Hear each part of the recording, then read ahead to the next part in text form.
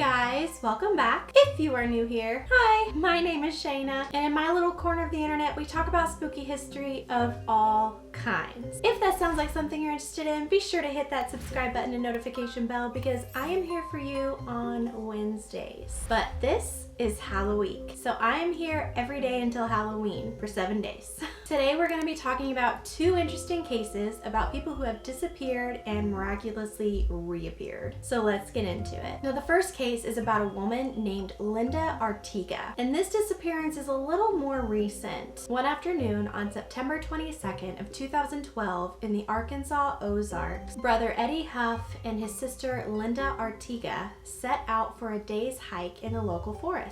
Linda wanted to learn survival skills and thought her brother could teach her. Now while they were out, neither of them were really sure what happened or how it happened, but they end up getting split up. And Eddie ended up returning home alone, thinking that his sister made it safe to a relative's house. Now when he found out that Linda was not at that person's home, he knew something was off and that something had to have happened. It said that Eddie seemingly had no memory of what really happened, like how they split up, why he thought she was at some relative's house. He's not sure what's going on or about anything really. He seemed confused and somewhat disoriented. Now I'm not sure who called the police. I'm assuming it was Eddie or maybe a relative, but a research party was organized and it took them 5 days until they found Linda wandering in the forest alone. She seemed to be really shocked and unnerved by whatever it was that happened to her. Go figure, right?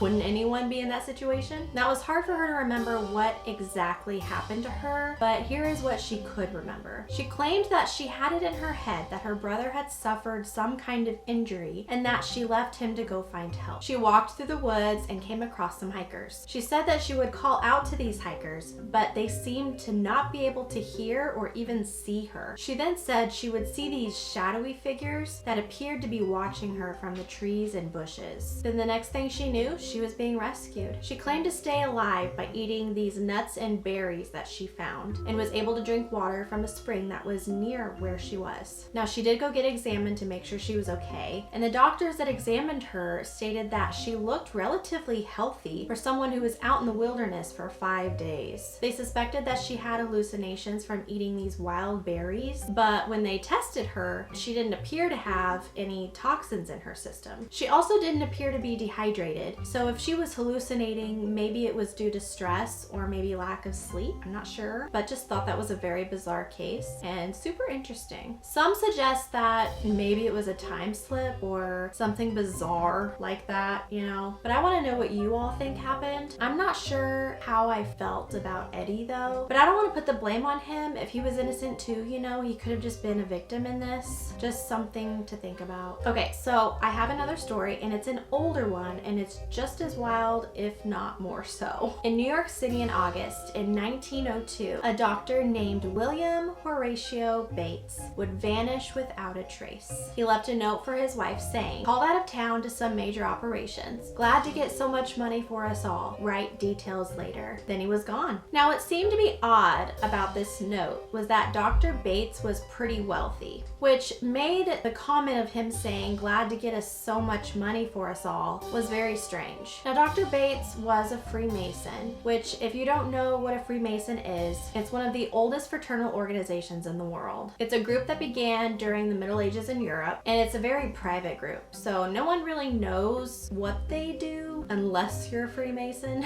They're very secretive, but they are very close-knit. I had family that was in the Freemasons, I think, and they kind of died before I was born, I believe, but anywhoosies, that's besides the point. The point is that they are all really close. So Dr. Bates' wife reached out to his Mason friends to try to find him because if anyone would know where he was at, you'd think it would be them. And that is what they did. They spread his picture all over the US and it even got as far as Europe. And they found out that he was in a London hospital. They stated that he was looking haggard, thin, and had deeply sunken eyes. He also appeared to be malnourished, even though he had money in his bank account. Now, Mrs. Bates would arrive in London, but Mr. Bates claimed that he didn't know who she was. He agreed to go with her to a local hotel in hopes that his memory would come back. He did end up remembering being asked to set sail from New York several weeks earlier to go operate on a patient with a brain abscess. But 2 days after being at the hotel with his wife, Mr. Bates just up and disappeared again. Sadly, his wife would pass away in 1907, still searching for her husband. Now, late in 1910, a fellow doctor and friend of Dr. Bates would find him, and he was in Grand Forks, North Dakota, working on an ophthalmology practice that he owned.